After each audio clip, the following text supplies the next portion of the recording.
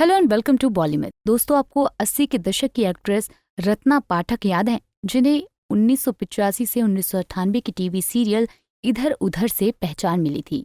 इसके अलावा उन्हें 2004 से 2006 के टीवी सीरियल सारा भाई वर्सेस सारा भाई में निभाए गए अमेजिंग रोल के लिए भी याद किया जाता है, जिसने उन्हें घर घर में पहचान दिलाई थी। एक्ट्रेस कितनी ज्यादा वर्सटाइल हैं अपने किरदारों को लेकर, ये आपको समझ आ जाएगा उनके काम को देखकर। एक्ट्रेस लगभग हर तरह के रोल में फिट हो जाती हैं, चाहे बहुत सीरियस रोल करना हो या फिर कॉमेडी करनी हो। वो अपने दर्शकों को कभी डिसअपॉइंट नहीं करती, फिर चाहे वो बड़े पर्दे पर काम कर रही हों या फिर छोटे पर्दे पर। लेकिन एक्ट्रेस ने भले ही अपनी पहचान टीवी सीरियल से बनाई हो, लेकिन 7 अगस्त 1957 को मुंबई में जन्मी रत्ना पाठक एक सक्सेसफुल एक्ट्रेस के तौर पर फिल्मी पर्दों पर भी एक सितारे की तरह चमकती नजर आई।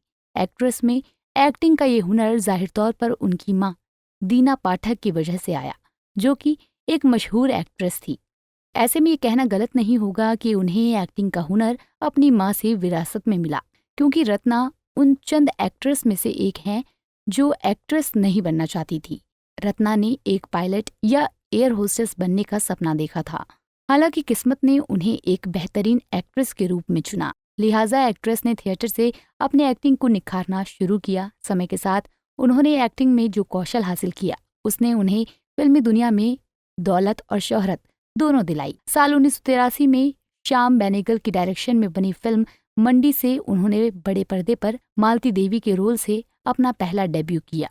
इसके बाद वो 1987 में केतन मेहता की मिर्च मसाला में पल्लवी के किरदार में भी नजर आई, जिसमें उनकी मां दीना पाठक भी उनके साथ एक्ट करती नजर आई थी। 2002 में अजय फड़सेकर की एनकाउंटर में काम करने के साथ ही वो इधर उधर, भारत एक खोज, फिल्मी चक्कर, तारा, मस्त है जिंदगी, अपना अपना स्टाइल जैसे कई टीवी सीरियल्स में भी काम करती दिखी।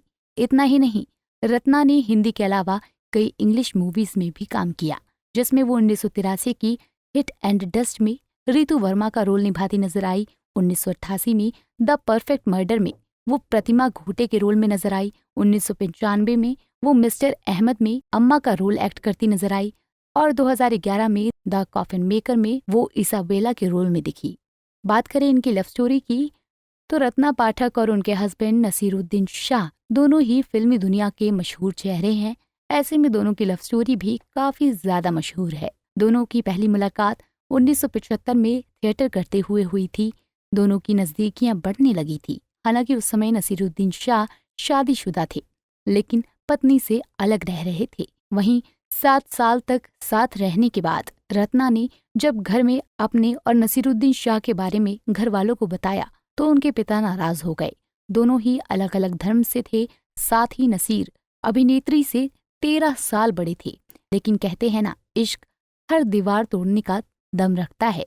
ठीक ऐसा ही दोनों के साथ हुआ। दोनों ने साथ मिलकर सभी मुश्किलों को पार करते हुए साल 1982 में शादी कर ली। शादी से दोनों के 2 बच्चे विवान शाह और इमाद शाह हैं। दोनों अभी भी एक हैप्पी फैमिली की तरह अपनी जिंदगी में आगे बढ़ रहे हैं। तो दोस्तों, आपको रत्ना पाठक और उनकी एक्टिंग कैसी लगती है, कमेंट में बताएं। जल्द लौटेंगे नई जानकारी के साथ, तब तक के लिए देखते रहिए Bollywood. For latest Bollywood news and updates, please subscribe to Bollywood.